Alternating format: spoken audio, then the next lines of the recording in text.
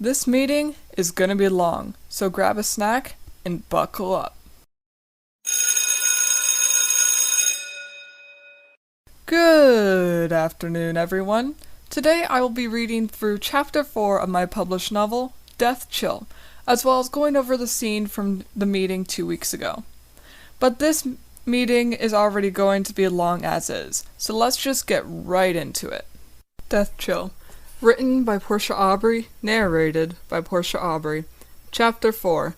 Too much to process. It's raining. Lightning strikes down everywhere. A voice calls out to me. Lexus, Lexus, Lexus. There's more than one now. It's slowly shifting into a chant. Are they cheering me on? I look over and see a crowd of my friends in the bleachers, and a few of my classmates, at least 3 duplicates of each. Now I'm inside, and wearing the Grim Reaper's emblem, a black scythe resting on the shoulders, and a skull and black mist wrapped around it. I look around the room and see Julian.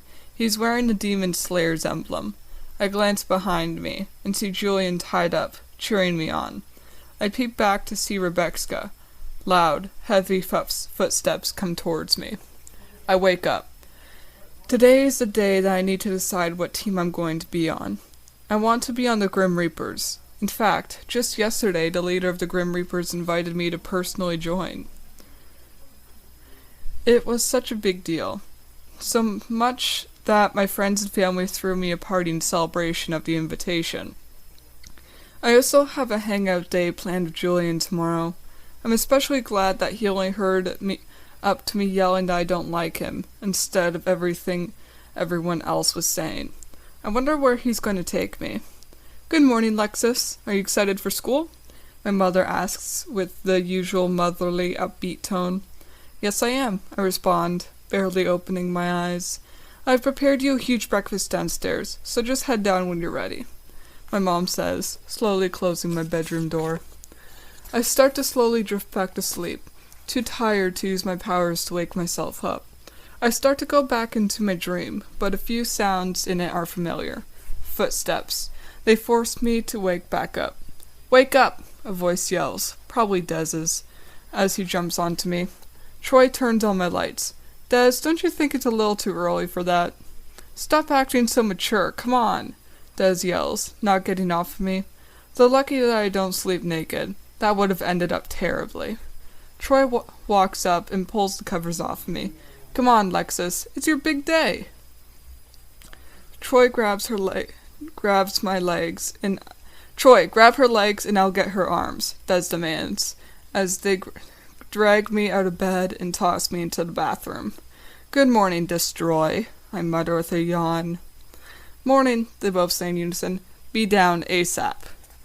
Now that I'm awake, I start to brush my teeth, noticing that I've gotten another pimple, probably from all the junk I've been eating lately. I wash my face and just leave it be. It's not ready to pop yet.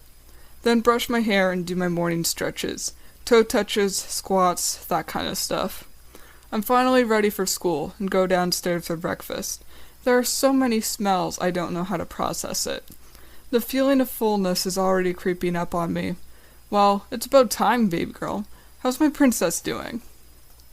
My father asks, looking up with a warm smile.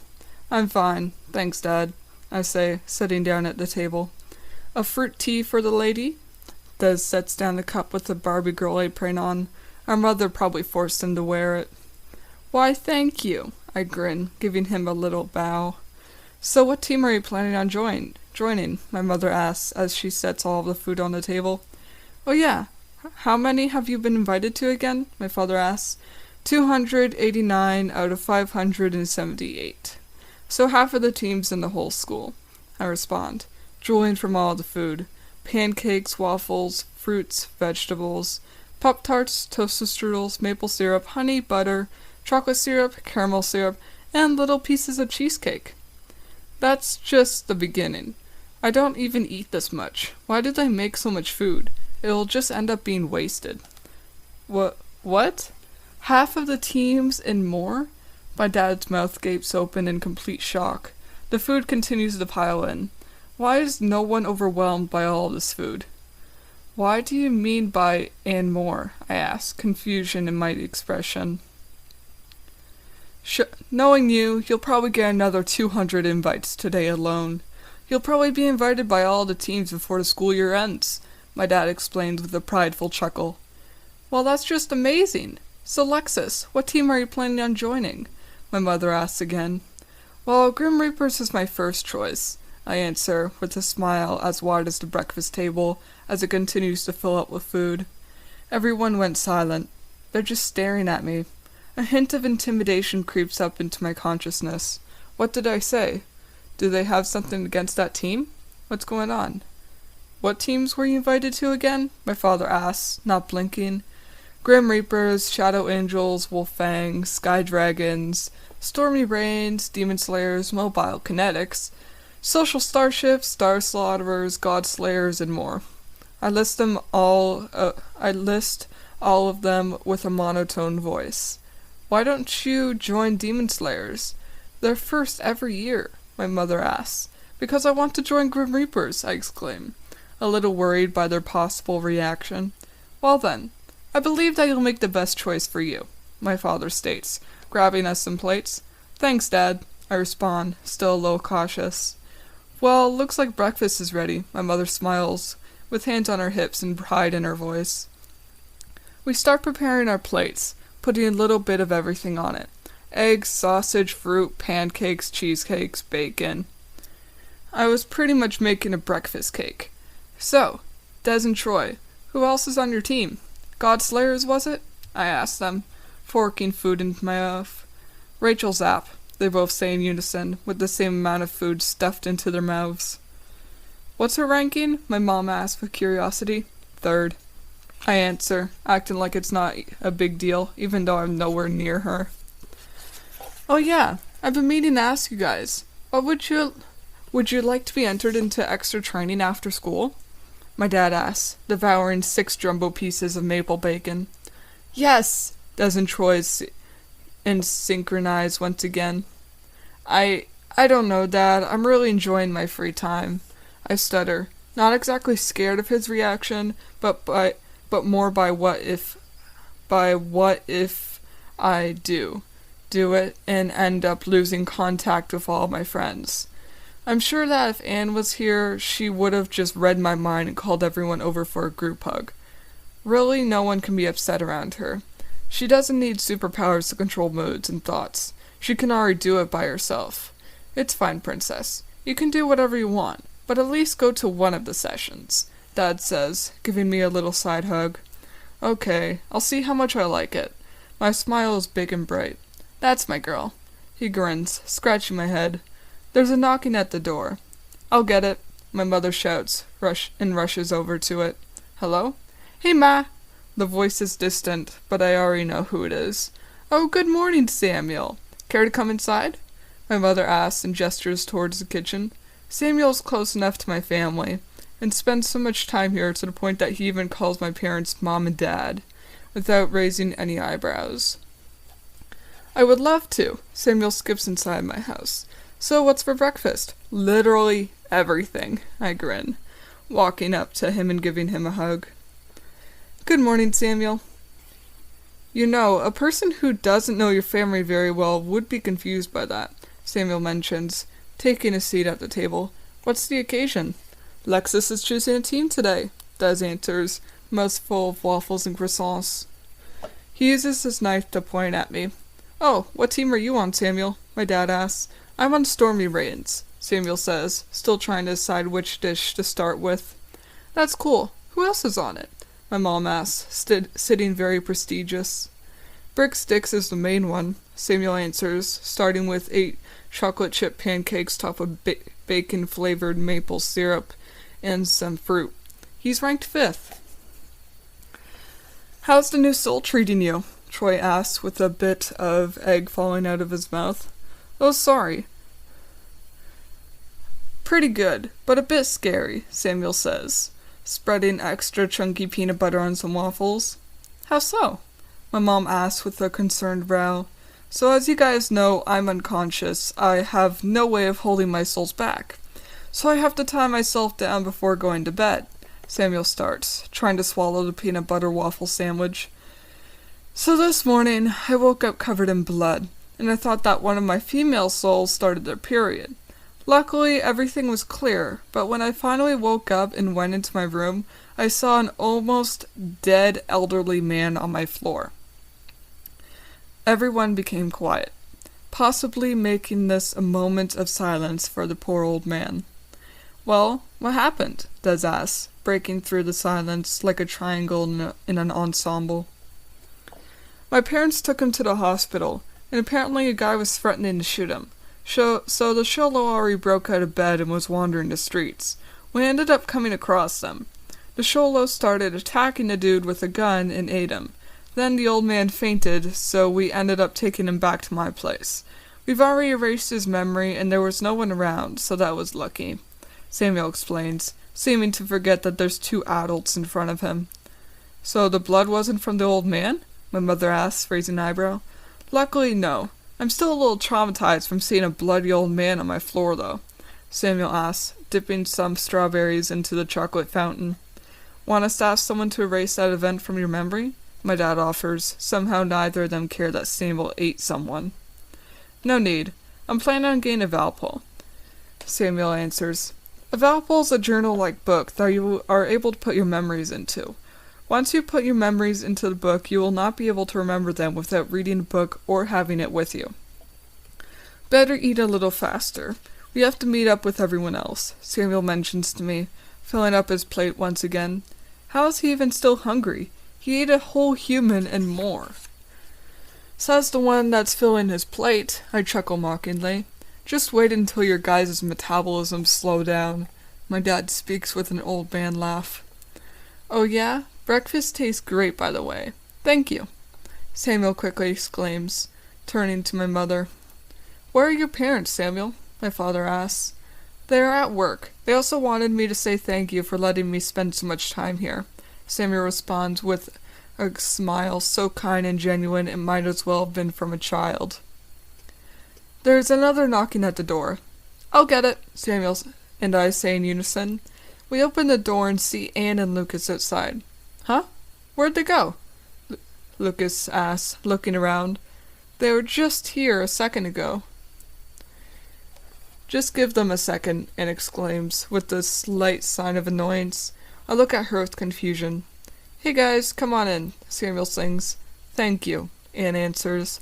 Lucas is still looking around, which seems to be annoying Anne even more. We walk back inside, and of course, she and Hawkeye are sitting in our seats. Well, well, well, we've been expecting you, they say in unison. Des, Troy, why do your friends never come over? My dad asks as he chucks bacon into She's mouth. I don't know, they shrug. Oh yeah, when are the first training sessions? I ask, turning to my mother. Training sessions? Lucas stares quizzically at me. Any night after school, my mother answers. Yeah, my brothers and I are getting extra training after school, I mention, turning to Lucas. What about our free time? Hawkeye asks with a large frown. I'll still have weekends. Right? I ask, turning to my parents. It depends on if you want to join the team or not. My father coughs on a piece of toast. That sounds fun, I say sarcastically and sigh. Well, if you do the extra training, then we're hanging out whenever you're free, she orders, smacking me with a pancake. Deal. I show the kind of smile that you would see in many animes. We finish our breakfast and head to school. There's still plenty of food left. I don't know what's going to happen to it, though. I think they donate it, but I'm pretty sure they just bring them to parties or throw parties while we're gone. I didn't even know where all the food came from. Our cupboards and fridge are always full, but not that full to hold that much food. Hey, Lexus, is your family rich? Lucas asks out of nowhere. Like, you live in a mansion, lots of food, a pool and hot tub, and, well, yeah. I guess if you put it that way, then yeah, but it honestly doesn't feel that way, I answer. I honestly didn't even think about that. I never really noticed that kind of stuff. You're joking, right? Hawkeye asks. She puts his hand on her shoulder. You never noticed how nice you have it? I guess not. I never really paid attention to that kind of stuff, I shrug. I guess that means that you still have some innocence. Nice, Hawkeye states, calming down a little. This is the changing subject song. It's time to talk about something else. Samuel sings, which somehow actually helps with changing the subject, though the rest of the time the topic was us critiquing his voice. We make our way to school. Every member of the Grim Reapers is waiting for me at the main entrance. Good morning, Lexus. We hope that you'll be joining us today, Daria Monkson says, as another member hands me a cake. What's the big deal with Lexus anyways? Why does everyone want her around? Hawkeye asks, her voice full of annoyance. Because of her powers, parents, and brothers. A boy in the back of the group answers. Her powers suck. Her parents heal people, and her brothers are annoying. That's not exactly a good person to have on your team, Rebecca growls, pushing my friends and I out of the way. Good morning, Rebecca. Didn't your team invite her as well? Daria Monkson asked with a coy grin. I was against it, Rebecca states, giving me a death stare. What do you want now, Rebecca? She asks, helping Hawkeye off of the ground. Just to remind Lexus that she is a loser, especially since she is hanging out with you guys. Mainly Anne, Rebecca answers, noticing the cake. Seriously? A cake? That's just sad. How dare you? Hawkeye yells. You can't just treat Anne like that. She! Hawkeye and she take each other's hands and transfer into she sissy Hawkeye. Ooh, I'm so scared, Rebecca says with a patronizing sarcasm. Piat kiat, re rod ko, re ko pi pli di yips, mozak pli pi, re rod ko, re ko xite ko yips re, xite meek re yips, plimo, dorp kai di mo ko zax yips, rod pli pico, mo pli zak yips ak prico, re rod ko migzap, xite pli tongi ko zak yips, ke xite pli di, kia pli ke, xite ak migdi, she sasit Hawkeye. They were casting a spell in the language known as Tongi Migdi, which translates to win. They just said, May the demons from the deepest pits of Lucifer's home forsake their powers upon you. Pain. The way the language works is that every letter in the alphabet has its own pronunciation. When writing we use symbols, when speaking we, well, pronounce it. We should be reviewing it in class soon too. A blood-curdling scream escapes from Rebecca's throat. Everyone starts looking over here. The Grim Reapers are frozen in fear. So much for being able to handle death. Yips re pli xite, ak dorp dorp, xite ak migdi, do kai ak zak, re mig ak di do ko dorp. A voice yells. My mother walks in front of Shisasi Hawkeye, with her hands on her hips. The spell that my mom casts is pronounced Stop All Pain, Guardian Angel. The screaming stops. A few people are clapping. Probably the people of healing powers that are impressed by my mom. Rebecca gasps for air. You'll pay for this. Not so fast, Rebecca. I heard everything, she says, dragging her back. Shisasi Hawkeye. Change back before I make Alexis make you. They change back, hesitant at first. Sorry, Mercedes, she apologizes with the pouty lip. I'm not the one you're supposed to be apologizing to, my mother articulates with a stern tongue and hands on her hips. But knowing you guys, that won't happen, so I'm certain that you guys know what's going to happen to now. Paul Diamondship starts pushing his way through the crowd. What is the meaning of this? Rebecca starts fake crying. Dad! Don't you dare start. I know that you're going to lie, my mother interrupts. Well, what happened then? Mr. Diamondship questions. Controlling the weather with his anger. Lightning striking down on the poor people who have water and lightning powers. Lucas bolts inside for cover. Rebecca was bullying everyone here, physically, verbally, and mentally. Then she and Hawkeye were defending their friends, my mother exclaims, surprisingly making us seem like the good guys despite how angry she is. Disappointment. All 3 of you are suspended. Please leave the premises after the team joining thing. Also, detention. Follow me, Mr. Diamondship demands, with disappointment riddled all over his face. Lexus, we'll talk about this when you get back from training, my mother adds sternly. Okay, Mom. Love you, I say with the most innocent voice I could muster. She gives me a hug and kisses me on the forehead, and starts waving me goodbye as she walks away. The Grim Reapers are still frozen, and looking around. The people with the control of the weather are trying to make it sunny again. We're all soaking wet, and Lucas is perched on a window looking down at us, waiting for the weather to clear up. My friends notice me looking up at him, and start to laugh because of how dumb he looks. A few members of the Grim Reapers have finally exited the state of shock. That was so cool, they say in unison. Their voices do not sound good together. They're already on a team, Zing Hunter interjects, covered in pheromone cologne. Good morning, Lexus. Are you wearing cologne? I ask him, straight-faced. No. Maybe. Zing looks down. Yes. Why? I ask. I'm sure that you already know, Zing answers, with a sad smile. I do know. His rank was lower than Rebecca's, so she broke up with him. He sure got over it quickly, but that's no surprise. She was a nightmare towards him. Lexus, what about Julian? Anne asks.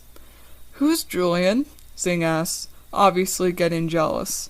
Get over your competitive nature. He's just a non-magic user from our non-magic school, Anne answers, lightly smacking Zing across the head. I'm spending time with him tomorrow, before I go for training, I add, checking the time, hoping for the bell to ring. It's a date, Samuel finally speaks. It's not a date, I yell. Everyone starts looking at me. It's a raisin. A few voices whisper in the crowd and turn away. I sigh with relief. Lexus, I need to ask you something, Zing says, grabbing my wrist. The bell finally rings. Talk later, okay? I show a pained smile, struggling to break free from his grip. He's holding too tightly, so I burn him a little so I can break loose. Okay, he says with a sad expression. We started walking to our class. What was all that about? Lucas asks, catching up with us. I don't know, I respond, contemplating to myself why he was acting that way. Hey guys, she calls as Hawkeye and him walk towards us. Hawkeye still looks mad. Just be happy that she's not in our class, okay? Samuel says, trying to cheer her up. Alright, she whispers, not looking up at us. We've made it to class, and Mrs. Jerper greets us at the doors. Good morning, everyone. What's on today's schedule? Brian asks, marching in with his friends. It was supposed to be about magic history, but because of what's going on today, I have to make it quick. So it will be about the alphabet for spells. Now take your seats, Mrs. Jerper answers, pointing towards the sitting area. How convenient. Ha! She and Hawkeye have detention. Brian laughs as he sits down with his friends. Yes, that is true. Also, after the team sign-ups, she, Hawkeye, and Rebecca will be suspended, Mrs. Jerper mentions with a sad look on her face. Everyone take your seats, and I will start class. We will all take our seats. Okay, class, I will start with the letters, and then move on to the numbers, Mrs. Jerper explained. A is pronounced ak. B is pronounced bo. C is pronounced d. D is pronounced re. E is pronounced ko. F is pronounced mo.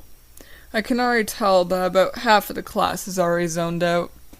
Mrs. Jerper continues. G is pronounced do. H is pronounced rod. I is pronounced mig. J is pronounced pre. K is pronounced morth. L is pronounced dorp. M is pronounced pie. N is pronounced d. O is pronounced plea.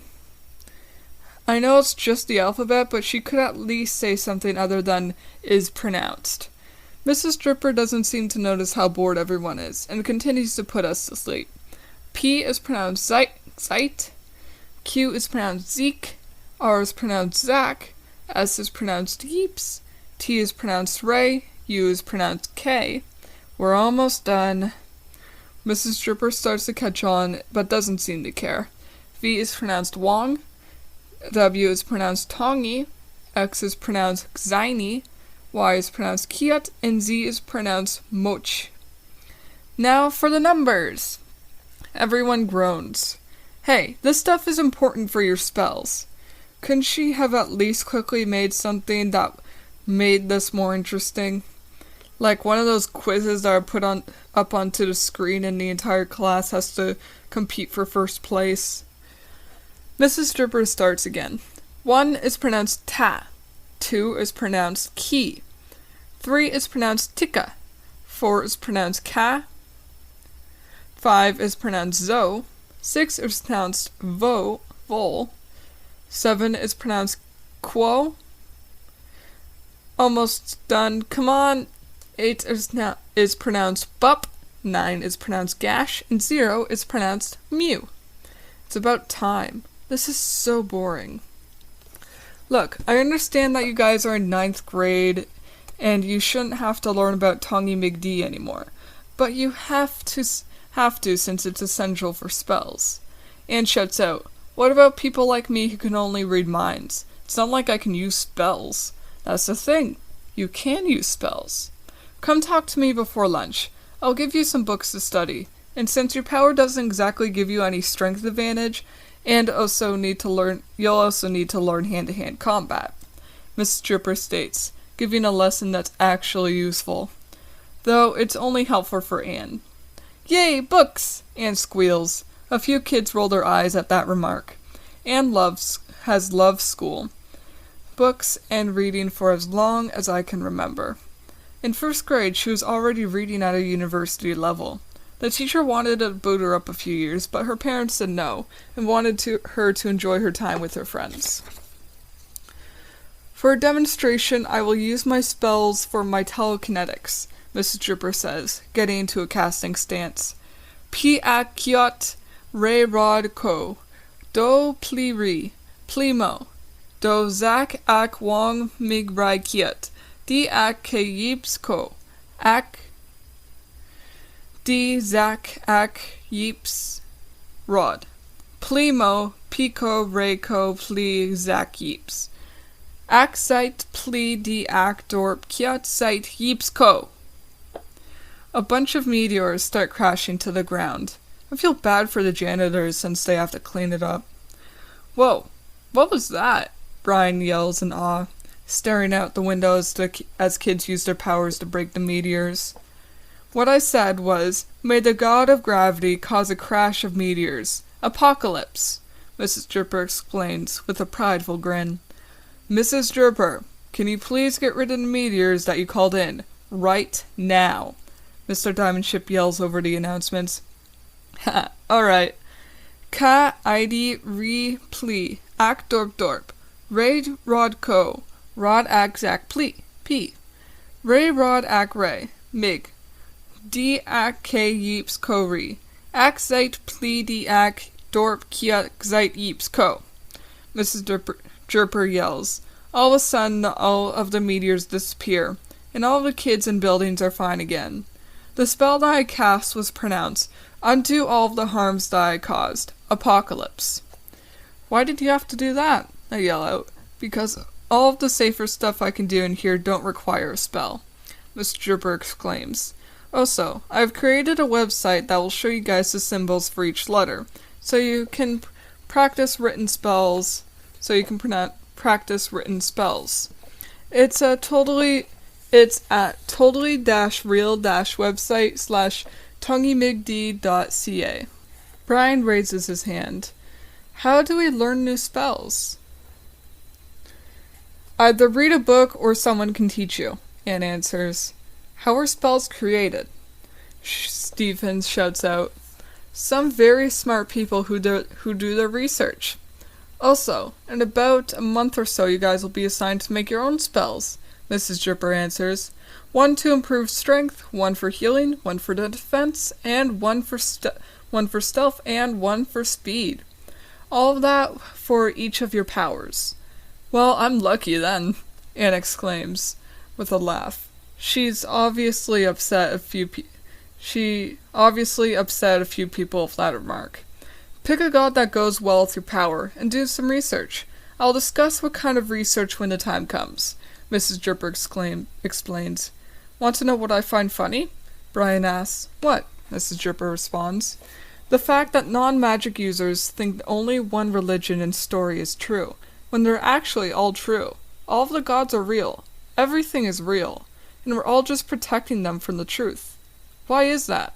What are we protecting them from? Brian asks.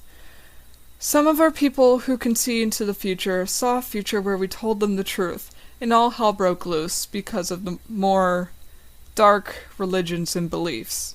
So we are protecting them from the truth, from themselves.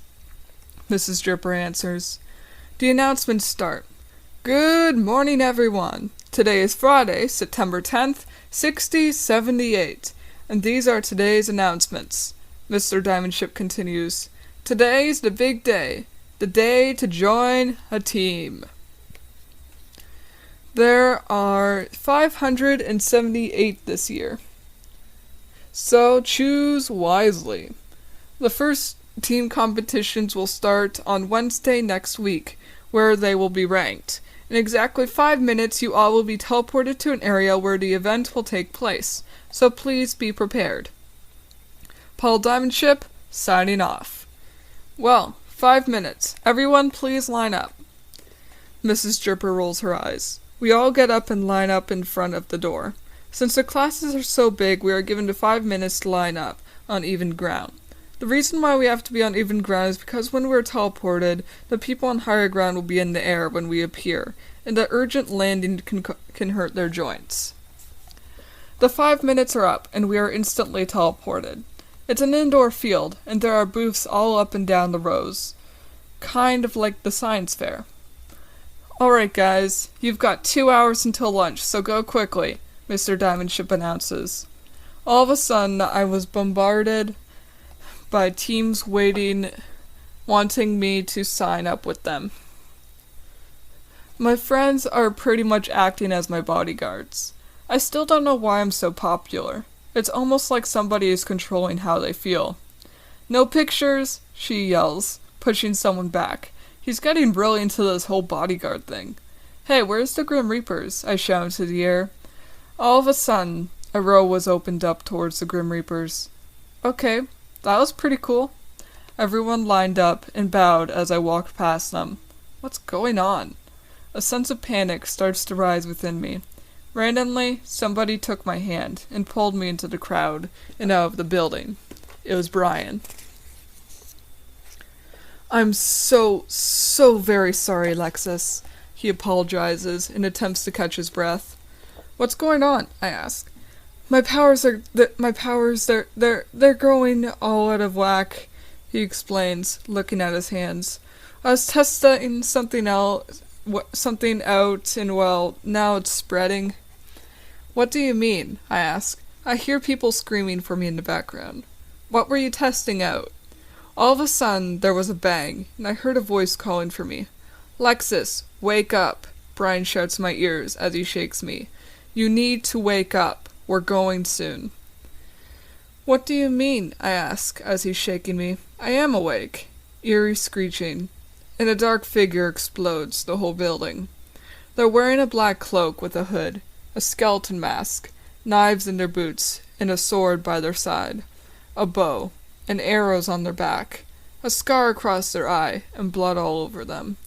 Almost like they just killed some people. The person, no. The demon jumps up with so much power that the dust from the exploded building causes a tiny tornado. The person takes out their sword, and it lights up in a black fire. The souls of the unavenged. They strike down, and all of a sudden I'm back in the classroom. Everyone is looking at me.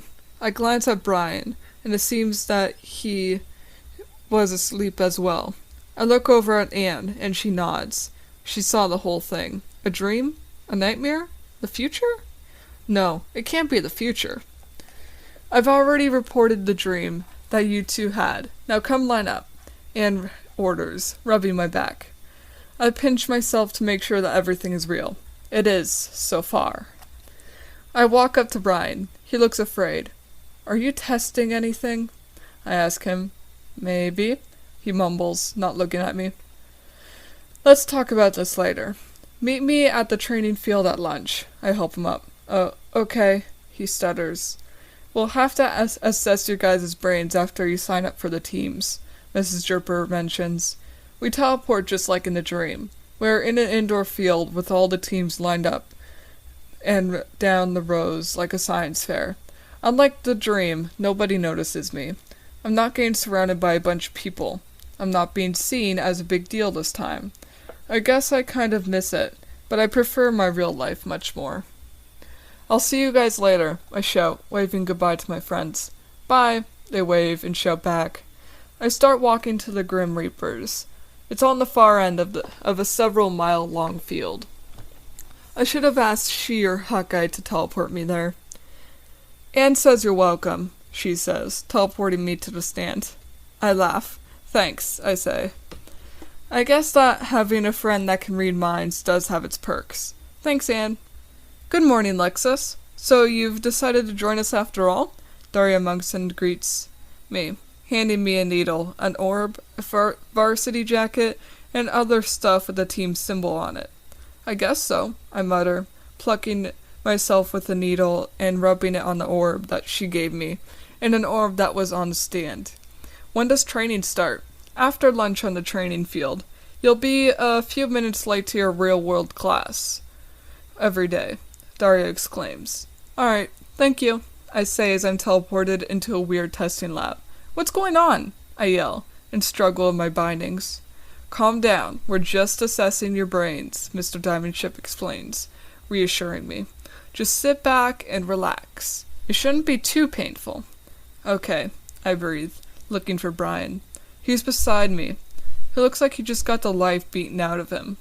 He slowly starts to look up, giving Mr. Diamondship a death stare, so filled with hate it looks like he wants to torture him and everyone he loves. That's not Paul Diamondship, he says with difficulty. Mr. Diamondship whips him with a shock of lightning. Shut up, you stupid rat! Brian screeches in pain. Lexus! Kill him! Brian! I yell. Do it! He screams. Mo mig zakko, di pli dorpri, rico ak rayrod, bo como ak dorp, keg zait plidi, rayrod mig yeeps, zait pli yeeps kozak, ak dk bo mig yeeps, rayrod ko do pli ri, mo pli mo rico ak rayrod, rod ko zait rod ak ko yeeps, ray k yeeps, rayrod ko, do pli ri, pli mo mig zak bo pli zak ko I keeps, rayrod ko do pli ri, pli mo, di pli dorp ak kiat, ak bo dorp ak di pri ko ray, pli mo, rico ak rayrod, ke zait plidi, rayrod mig yeeps zait pli yeeps kozak, ta mew mew, ray mig p ko yeeps, re zak pli di ko do ko zak.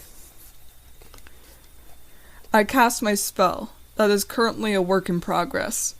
What I said was, fire, cold death, befall upon this poser, Anubis, the god of death, Hephaestus, the god of fire, Boreas, the god of cold. Lay a blanket of death upon this poser, 100 times stronger. I use all 3 of my powers combined in this spell. A blood-curdling scream exit from Mr. Diamondship's mouth. Good job, Lexus. Now get us out of here, Brian yells. I'll melt the bars, I say, breaking both of us free. Wait, Your powers are fire and explosions. Why didn't you do it yourself? Brian lifts up his arms and shows me the jewelry going all the way down his wrist. This is why. Well, let's get out of here, I shout, looking around. Where is here? I don't know, but we're locked in by computer code, Brian exclaims, pointing at a huge computer that goes alongside a wall. I can open it. I walk up to the machine. Damn, this thing's old. I'll try to find a way to get this jewelry off of me. Brian looks around. I start by entering some simple codes. 1234, 1111. None of them work. I'll just make the machine overheat. I place my hands on the two main points of the computer, heating it up. It gave me a message saying that it's overheating, and will shut off almost instantly. The door opens, and I look at Brian. Told you so. Good job. Let's go. Brian smiles, rushing out of the room. We exit the room, and Daria's outside with a stopwatch. And time. 1 minute and 21 seconds. New high score. Can at least one thing be a reality today? I sigh. At this rate, you're on your way to being our new team leader. Brian grins. I pinch him, and he changes into one of the other members. Figures. Anyways, you guys really need to work on your simulations. I instantly knew it wasn't real, I mentioned, looking around. I just didn't say anything because it seemed like it was going to be interesting. Thank you for letting us know. Also, the real Mr. Diamondship wants to see you in his office, Daria adds. I wonder who the current leader of the team is. As I was walking away, Daria pointed at some people in the crowd. Please go fix the computer and update the simulations. I enter Paul Diamondship's office, immediately seeing Brian. He's not covered in cuts and bruises, luckily. Instead of anger, he has fear or even guilt on his face. I sure hope that this is reality. Too much has happened so far. I just noticed something. The eye colors are different compared to Mr. Diamondship. And that guy. Wait, what happened to the guy that I used my power on? I hope he's okay. I know that the healers on the team can just eliminate the pain, but still, I hope he's okay. I didn't really pay attention to him after I attacked him. I just cancelled out his screams. Mr. Diamondship notices me and signals me to sit. Come in, Lexus. Take a seat. Thank you. I smile as I sit next to Brian. This is the first time I was in Mr. Diamondship's office without a bunch of people here. It kind of has a mix of modern, vintage, and a log house style. A fireplace, a large wood desk, vintage paintings by William Bursky, Francois Boucourt, Alan Edson, and others. He also has modern frames for the paintings, modern carpeting, and log shelves. I've been told about the dreams you two had, so I called in some people to assess them. Mr. Diamondship continues as they walk inside, almost like this was rehearsed. No need to know their names, so if you please sit still, everything will proceed smoothly. Two men come towards us and place their hands on our heads. I see a dim light come out of them. Get Brick Sticks in here. We need his Arc of Time. One of the men says. Right away, Mr. Diamondship goes over to his desk to make an announcement. Can one of our teleporters please bring Brick Sticks to my office? Thank you. Mr. Diamondship takes a seat at his desk as Brick Sticks is teleported into the office. What is it? Brick Sticks asks, with some attitude in his voice. Judging by the look of shock on his face, he didn't mean for it to sound like he had an attitude. Have you seen anything in your Arc of Time? One of the men asks him. What are you looking for specifically? Bricks asks, crossing his arms. One of the men walked up to him and placed their hand on his head, probably showing him a memory. A what? Bricks tries to answer, but is instantly cut off. Mr. Diamondship, a fight just broke out. Mr. Stern comes barging in. Why can't you do it yourself? Mr. Diamondship asks, rage sickening his aura. My powers aren't working, Mr. Stern says, catching his breath. He is clearly running without his powers. Brian, Lexus, I need you two to follow me, Mr. Diamondship yells, opening a window. I have motion sickness. I'll vomit everywhere, Brian states with fear in his voice. He has a fear of heights, one of the men cut in. Shut it, Brian whispers, giving the guy a death stare.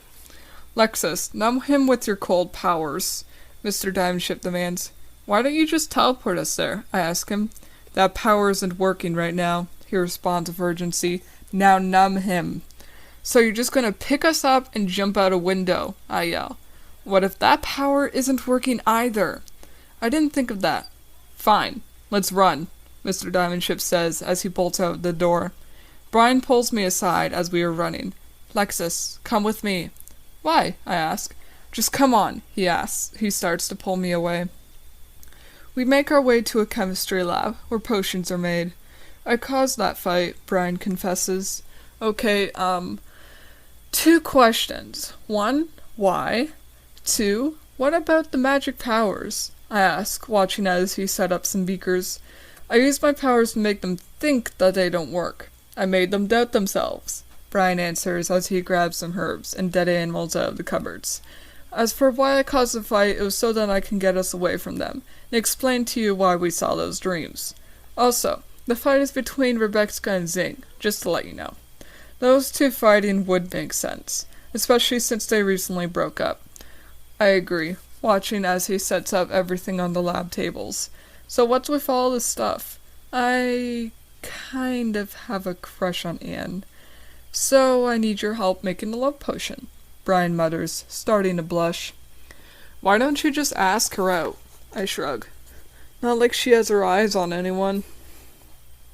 I'm afraid of her saying no, Brian utters, mixing some Piroli, a rare grassy-like magma that comes out of the shredding fur from an Akinji, Urili, a tooth from a windcap, and some boiled liquol, a puss from a unicorn, after it stabs itself with its own horn. And I don't want to use my powers on her because I want her to actually love me back. She's not some puppet. I love her. Says the person trying to make a love potion. I roll my eyes. Brian looks down and back up at me. He seems disappointed in himself. You're right. I'll bring everything back to normal again. Can you please dispose of this for me, though? Yeah, sure. I nod as I put it in the holster around my waist with the rest of my potions. Make sure that it doesn't get on anyone, Brian warns me. Don't worry, I got this. I smile as he rushes out. I could just pour it down a drain, but because of the puss, it won't go down properly, so I have to find a potion disposal can. I walk around the room and check every inch of it, but it's not here. They must be getting cleaned right now. Why now of all times? I walk out of the room and make my way to the contaminated person's bathroom. That bathroom is for anyone who has been contaminated in some sort of way, either from a potion, an attack, and so on. I'm pretty sure that there's a can in there. There should always be a can in there. I get to the bathroom, and luckily, there is a can. I dump it and exit the bathroom, where my friends start to come towards me. Hey guys, I say with a low wave. What were you doing in there? Are you feeling okay? Samuel immediately starts asking me.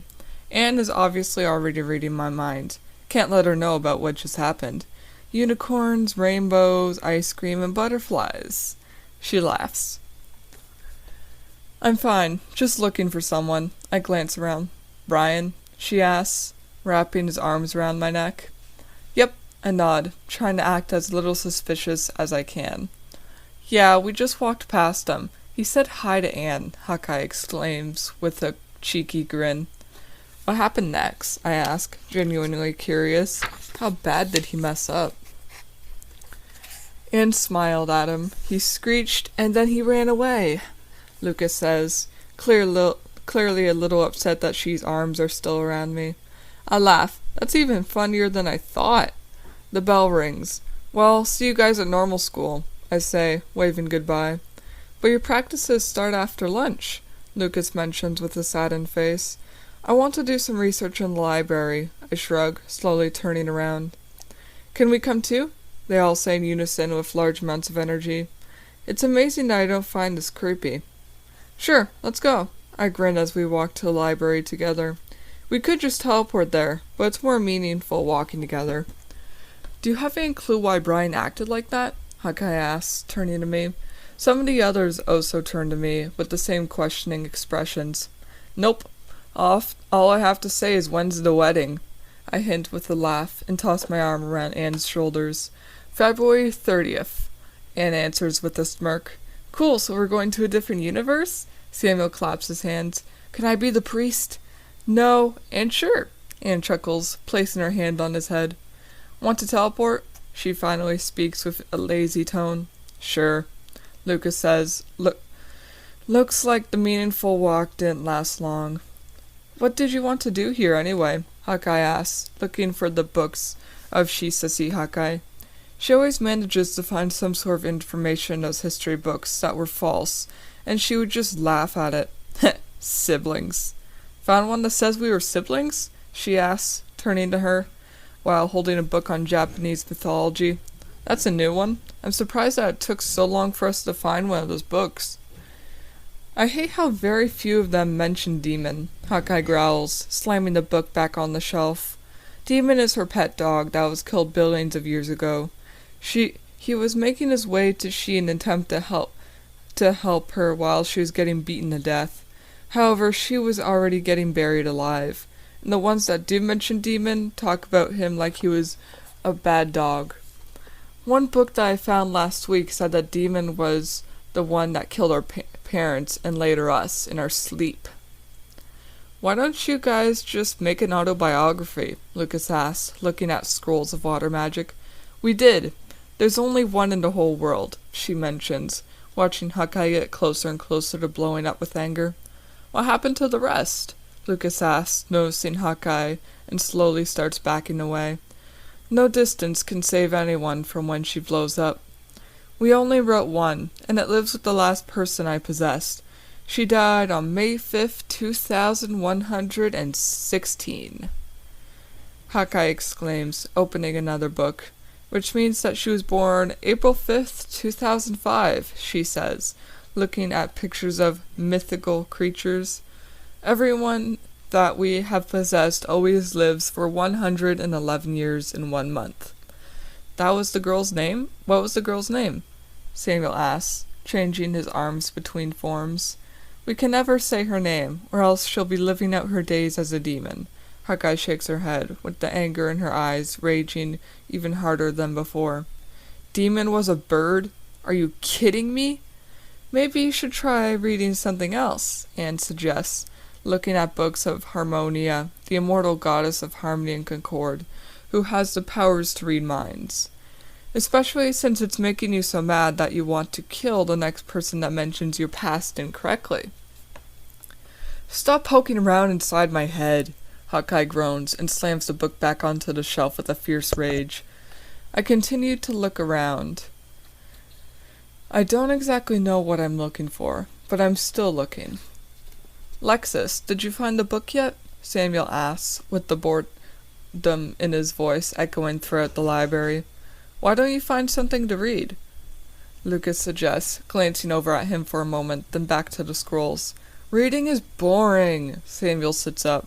This library is about 40 miles long. I bet that you'll find something interesting.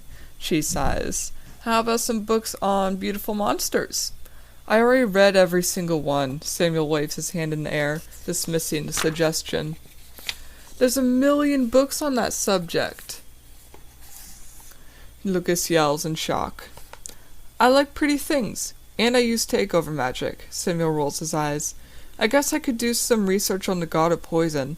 Who is it again? Goddess, and her name is Achilles. Hawkeye answers, this time slowly putting a book back. She was like a sister to me. I can't believe that we're older than her, she adds, wide-eyed. What about the demon of poison? Samuel asks, looking at a book on Achilles. That would be a Maimon, she answers, gazing upon the ground like he just saw a face coming out of the floor. He was my best friend like 6 possessions ago. I couldn't believe that he was a demon, especially poison. What's his story? I ask, still staring at the shelves. He was originally a normal person, until he saw Hawkeye and I changed into our demon forms. Then he got obsessed with demons in the occult, and he tried summoning one. That demon possessed him, and at the time the search for and killing of demons was the only thing on people's minds. So one night, he got caught killing some people who were bad-mouthing Hawkeye. He had a crush on her. They took his name and killed him, she explains, not moving his eyes or even blinking as he continues to stare at the ground. They managed to kill a demon? I ask, my face full of amazement. How is she and Hawkeye okay then? They were killed too. He wasn't a demon like them, Anne mentions, not looking up from her book. He was a demon straight from the original grimoire. We were people who were killed so brutally that our souls became enraged to the point where we became demons. We weren't born, we were changed, Hawkeye explains, still reading the inaccurate history books. Also, guess what? And Maimon is a prince of hell. Good for him! Maybe we should visit him sometime, she smirks. He certainly would love to see you again. I thought he was dead, I ask, turning my head to the side like a dog. Only his human form, she answers, turning to Hawkeye. Do you think that he still remembers me? I'd be amazed if he didn't, Hawkeye shrugs, a sad smile showing upon her lips. A deep, furious voice comes over the announcements. Hawkeye Shinit and Shi Hawkeye Teet. Get out of my damn school already. See you guys later, she waves us goodbye as he drags Hawkeye away from the books. How many people do you think she killed while reading those books? Samuel asks, watching Shi throw her over his shoulder. Wait, why weren't they wearing the fihi? Anne asks, a look of fear rising on her face. I'm guessing that they teleported away before the staff can put them back on them, Lucas assumes, finally putting away the scrolls and books. Oh yeah, because they can't sign up with teams if they have the fihi on. And they probably didn't know that they were already on a team, I laugh softly, picking out a book of Jadis, the demon princess of water. Should we try only using demons for our spells? You know that's not a good idea, Anne reminds me, with a serious sidelong stare. I know, but it's stronger and way more effective, I whine. Besides, we'll be taught about it eventually. You lose a lot every time you use a demon, though, Samuel says as he flips the page, looking like he's doing research with 2 books at the same time. Says the person of 6 different demon souls, Anne laughs. I walk up to one of the computers that are used to sign out books. Since the library and the number of students are so large, the student implemented these computers to help save time and not stress out the librarians. Finally decided? Samuel asked me, giving me a stare of annoyance. Damn, he really doesn't want to be here. Yep, I'll be signing out some potion books and books on both the demons and gods of fire, cold, and death, I answer with a smile so large my eyes nearly disappear. You're not serious, Anne rolls her eyes, with annoyance in her voice. Yes, I am. Yes, I am. Quickly sign out your books and let's get going. I smirk as the books spawn in a little bag on the machine. Lunch is almost over. I'll be signing out these books on a Maimon and Achilles, Samuel says, scanning the books then lowering his eyes to the identification scanner. I'll be signing out these books on Harmonia and Satori, Anne adds, hopping up to scan the books. You found another god of mind reading? Samuel asks as we leave the library. That's only 2, Anne beams with the excitement of finally getting to read them. She really is a nerd, but we still love her nonetheless. We make it to our lockers and the bell rings. I see Samuel tucks his books into his locker like they don't cost his life. Anne is carefully placing them in her bag, like they are a 1-month-old baby. I just put them on the bottom of my locker. Yes, they are expensive, but not enough for me to wrap them up in a blanket and cradle them like they're living. See you guys later, I shout, waving them goodbye. Have fun at practice, Anne yells back. I wonder what practice is going to be like. I wonder how that poor guy that I attacked is doing. I wonder what was up with that dream. Hey, Lexus, right this way and take a seat, Daria smiles, pointing at the bleachers. Hey, quick question, I start, scratching the back of my neck. How was the guy that I used my spell on? 20 of our healers had to use high-level magic spells in order to get rid of some of the pain. Darius smiles, watching the other people walking towards us. He went home to get some rest. Good job, by the way. You'll be really useful to the Grim Reapers. Thanks, I guess. I look at the waves of people coming in, some with their friends, others alone. Oh yeah, I searched for the spell you used everywhere, but couldn't find it. Is it your own? Daria asks, clearly only paying attention to me and completely disregarding the other members. Yeah, it is. I combine all three of my powers. I stutter. I'm happy that she did so much research on only one spell. I feel so complimented. It's still a working project, though.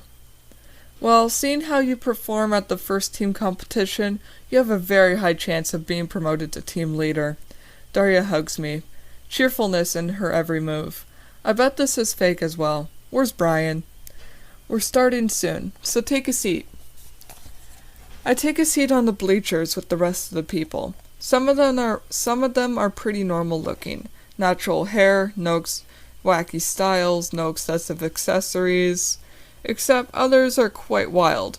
Rainbow hair, mohawks, lots and lots of jewelry. They're also quite extremely loud. Alright everybody, as of today, you are a Grim Reaper. Daria starts, her voice reaching every end of the bleachers. The team competitions start on Wednesday, September 15th. They will take place all day. The only breaks you will get are before school, during normal school, and after school. There will be no lunch, so make sure to have breakfast. Get lots of rest and plenty of training. A whispering erupts in the crowds. Alright, healers on one side, fighters on the other, Daria announces. Still, I wonder where's the team leader? Who is the team leader? We have approximately 25,732 people on this team, and we're only allowed 15 fighting at a time. So we have to figure out who is our strongest. Everyone stops, turns, and stares at her slowly raising her hands to point at her. One voice calls out, "You're second in the whole school." I'm a sorcerer in training, so I have to participate as little as possible, Daria explains, and an eruption of disappointed groans slowly rises and falls. That's a stupid rule, one kid mutters, with smoke swirling around him. One kid near him with sparks has his powers smiling a menacing smile. Don't you even think about it. You there, what's your name? I ask. I don't know why I'm acting like I'm the boss of him. He probably even has a higher rank than me. Jackson Spiritus. My rank is 158. I'm in grade 11 and my powers are smoke and super strength. The boy answers. Damn, he has a lower rank than me. And you, Spark Boy? Daria asks, matching my demanding energy from before. I'm Darius Jumple. My rank is 689. I'm also in grade 11, and my powers are spark and invisibility. Spark Boy answers, and my name isn't Spark Boy. Get in line, Daria commands them. Yes, ma'am, they both sigh in unison. We have 25,732 people in 8,578 of them are healers. That's not very many to choose from. Personally, I think that having 5 to 7 healers on one team would be the best choice. Alright, we've got 30 minutes to see what everyone's got. We've already tested you all on some basic strengths and weaknesses, so we are aware of where you're all at. Daria exclaims, shouting above the occasional whisper of the crowd. We have battles 10 times a month, so our teams will be ranked. We will have 17 teams and everyone will be working on the sidelines until they're good enough. We will have 6 healers per team. What are the teams? Jaskinax asks, shouting loud enough through the crowd to just barely get her attention. On team 1, the healers will be Rachel Spiritus, Nava Winter, Dante Kenji, Nova Kenji, Leaf Rocco, Zebediah Zakai, and Zevulon Zeitz. Daria lists. The fighters will be Lexus Deathchill, Jas Conspiratus, Darius Jumple, Amphion Zeitz, Ain Harmony, Hestia Hero, Persephone Zeitz, and Valor Pal. Everyone that was just called gathers together in the center of the field, in between everyone else. We have researchers who have made these teams and decided that this was the best lineup. The researchers are Palamon Vaclav, Vanyer Veit, and Vasil Kadem. Daria explains. Why do I have to be with him? Jaskin asks, pointing at Darius Jumple. You will know soon enough, Palamon Vaclav answers, rolling his eyes.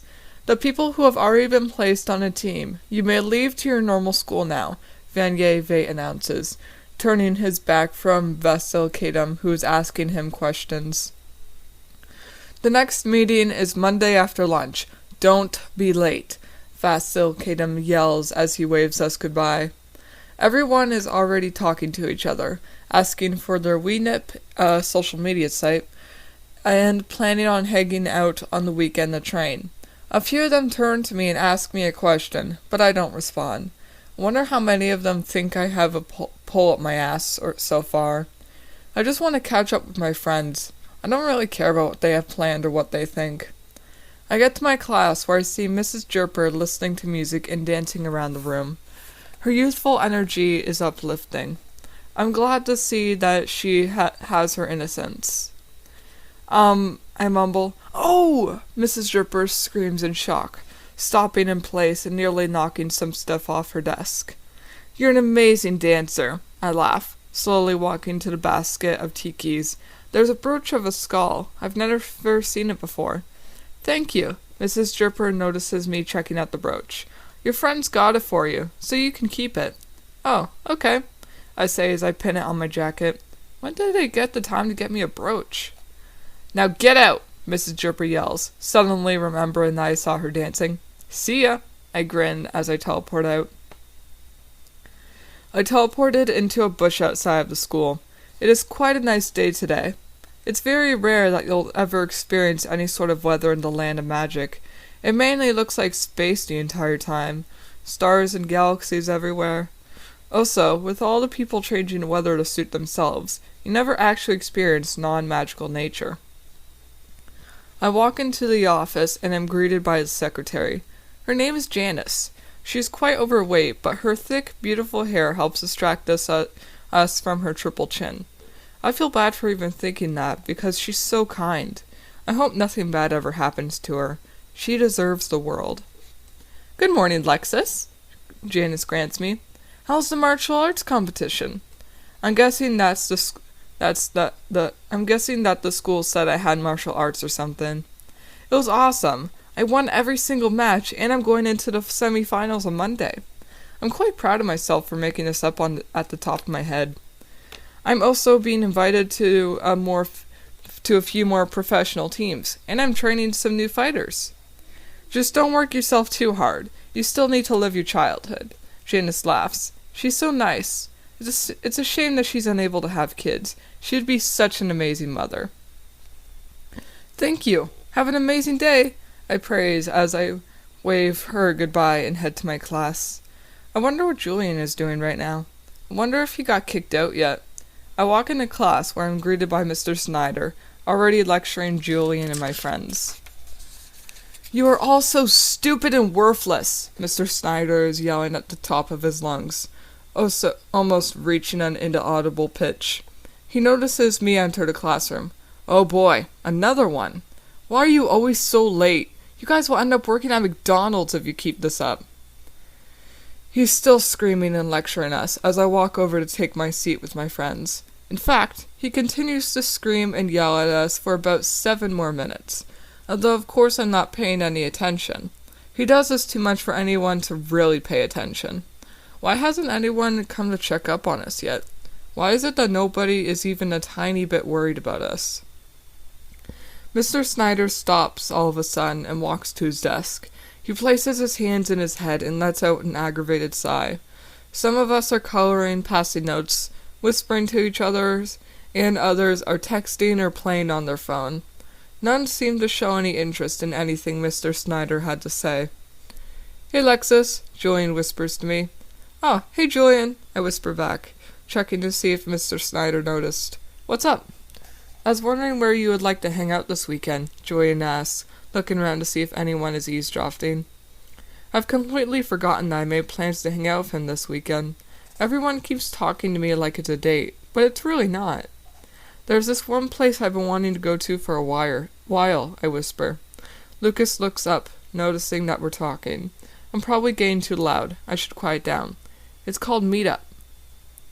"Then let's go there," Julian smiles, putting his arm around me. Why is he doing that? It's not a date. Everyone will get the wrong idea. "How about we meet up outside of the school at 8 a.m. or p.m.?" I ask, hoping for him to take his arm off of me. I don't want people to stare at us. "P.m., of course." Julian quietly chuckles, still not taking his arm off of me. "I'll have you home by 10. "Okay," I laugh. The distaste of his arm being around me promptly fades. Those eyes, they're so beautiful. They're almost brainwashing me. "Have fun on your date," Anne giggles, looking up from her book. Lucas looks at her, and back at us, then at Julian's arm. Why did he react that way? She passes me a note. I turn away from Julian so I can read it. In a serious-like scribble, it says, "Hallway, now." She gets up and exits the classroom. The teacher doesn't seem to care one bit. I get up and slowly walk out of the room, trying to not disturb the teacher from his little breakdown. "Where are you going?" Julian asks, taking my hand. I'm a little uncomfortable by that, but I won't say anything. I don't want to make a scene. "Nowhere," I answer, as I pull myself free and continue to leave. Why did I say it like that? Why was I so damn rude? He didn't deserve it. I should have been more polite. I exit the classroom where I see she leaning against the wall, picking at his tiki. "Make sure it doesn't fall off," I say with a little laugh. "Can't have anyone seeing." "You know he likes you, right?" she mentions, completely ignoring what I just said. "No, he doesn't," I yell, just quiet enough for no one in the classroom to stare. It sounded like I was a mother lecturing my child. She rolls his eyes and pulls me into a hug. "Just don't go falling in love, okay?"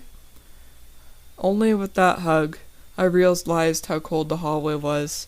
So cold. Yet with the help of she, so warm. Okay," I stutter, returning the hug. We don't break the hug for a few minutes. Hope rises inside of me with the expectation of this never ending. I feel so safe in his arms. He looks up at the door. I'm able to slightly twist my head and follow his gaze. It's Julian. He looks so upset. But it's just a hug. Why is he so sad? "He likes you," she whispers to me, a hint of maliciousness in his voice. "And now he thinks we're dating." His heart just broke. The end. And that is chapter 4 of my novel, Deathchill, which is available for purchase. So now, let's get into that scene. The sky has turned a lighter shade of orange. My knees stumble from side to side as I lazily make my way up this hill of white. Bits of red splotches stain the ground, but it won't be long before they disappear, just like what was once a land of blue, in society's mindset of purple. So many people have become gray, some even just splotches in everyone's vision. Nobody acknowledging one another. What happened to my age of pink and yellow? Why is everything so dark and black? First up, the first sentence. The sky has turned a lighter shade of orange. My knees stumble from side to side as I lazily make my way up this hill of white. In this case, orange can mean confidence, health, and vitality. White can mean purity, innocence, clean simplicity, and peace. Knees stumbling can also mean its own thing. Bits of red splotches stain the ground, but it won't be long before they disappear, just like what was once a land of blue in society's mindset of purple. Red can mean violence, aggression, and danger. Blue can mean calm, harmony, loyalty, and tranquility. Purple can mean spirituality, ambition, fantasy, and mystery. So many people have become gray, some even just splotches in everyone's vision, nobody acknowledging one another. Gray can mean neutral, conservative, practical, and quiet. Splotches can also mean its own thing. What happened to my age of pink and yellow? Pink can mean love, youth, immaturity, and compassion. Yellow can mean warmth, imagination, and growth. Why is everything so dark and black? In this case, black can mean cold, serious, evil, death, and tense. So, let's quickly read over this scene again, and then let's get into what it means. The sky has turned a lighter shade of orange. My knees stumble from side to side as I lazily make my way up this hill of white. Bits of red splotches stain the ground, but it won't be long before they disappear, just like what was once a land of blue and society's mindset of purple. So many people have become gray, some even just splotches in everyone's vision, nobody acknowledging one another. What happened to my age of pink and yellow? Why is everything so dark and black? So now, take a few seconds, pause if you need to, then I'll translate it for you all.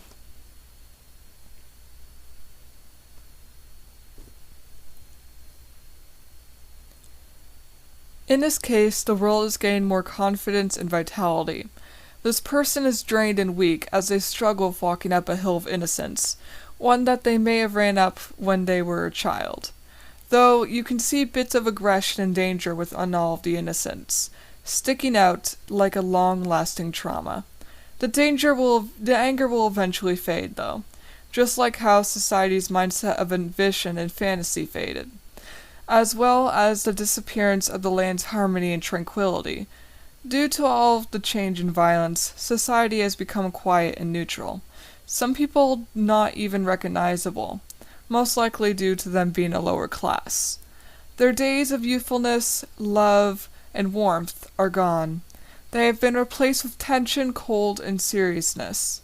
The world of wonder has disappeared, and now they have to trudge through the new world of darkness and fear. What did you all think this scene meant? Though I will not be giving another scene this episode, since these do take a lot of time.